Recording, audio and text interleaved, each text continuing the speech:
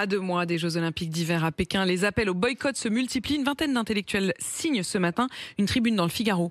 Oui, des philosophes, des écrivains, des scientifiques qui estiment que les sportifs français ne devraient pas se rendre à Pékin, ne devraient pas participer à cette opération d'enfumage d'un État militaro-policier totalitaire. Et le texte évoque les droits de l'homme piétinés, le président à vie, Xi Jinping, qui surveille et lave le cerveau de sa population. Un appel qui a le mérite d'exister, mais qui en réalité n'a aucune chance d'être suivi des faits, parce qu'à ce stade, aucun pays n'a sérieusement envisagé un boycott complet des Jeux Olympiques d'hiver. Un boycott complet, ça veut dire n'envoyer aucune délégation, aucun sportif, ne pas participer du tout. Il y a quand même 4 grands pays anglo-saxons qui viennent d'annoncer un boycott politique de ces Jeux. Ça veut dire quoi? Oui, alors c'est l'Amérique de Joe Biden, donc qui a pris l'initiative lundi, rejoint hier par la Grande-Bretagne, l'Australie et le Canada. Un boycott politique, c'est très différent d'un vrai boycott. Ça veut dire que les athlètes de ces 4 pays vont bien participer aux Jeux, mais qu'il n'y aura pas de représentant officiel à la cérémonie d'ouverture. C'est à vrai dire assez symbolique, puisque c'est pas dans la tradition que les chefs d'État se déplacent en masse pour une cérémonie d'ouverture des Jeux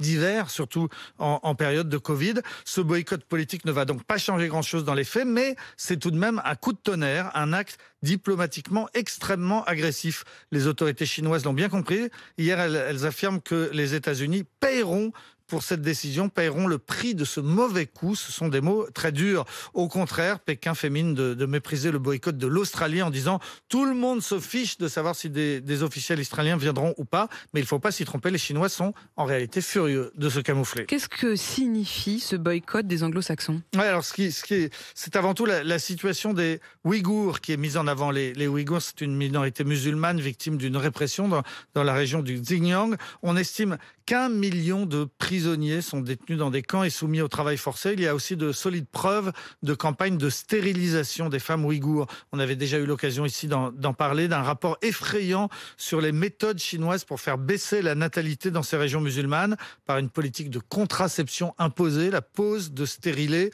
ou bien encore par une méthode radicale. On sépare les époux par l'enfermement dans des camps des maris ou des femmes, ou bien des deux. C'est cette politique que les Américains et leurs alliés veulent condamner en ne se rendant pas donc aux Jeux Olympiques de Pékin. Au-delà de cette question des droits de l'homme, les États-Unis et la Chine ont beaucoup de sujets de discorde en ce moment. Oui, les deux superpuissances s'opposent sur quasiment tous les sujets, sur les règles du commerce international, sur Taïwan, cette île indépendante que Pékin rêve toujours d'annexer, sur la suprématie militaire dans le Pacifique. On peut parler d'une nouvelle guerre froide qui a commencé entre Pékin et Washington. Ce sont des tensions très inquiétantes. C'est pour ça là que cette affaire de boycott olympique ne doit pas être prise à la légère. Et la France dans cette histoire? Alors la comment France, elle se positionne? Oui, pour le moment, elle n'a pas envisagé donc de rejoindre les 4 anglo-saxons, les États-Unis, l'Angleterre, le Canada et l'Australie. L'Élysée veut se coordonner avec les autres pays européens pour trouver une solution commune qui pourrait être de ne pas boycotter la cérémonie d'ouverture, mais d'y envoyer des représentants les plus discrets possibles. C'est un peu hypocrite comme façon de faire.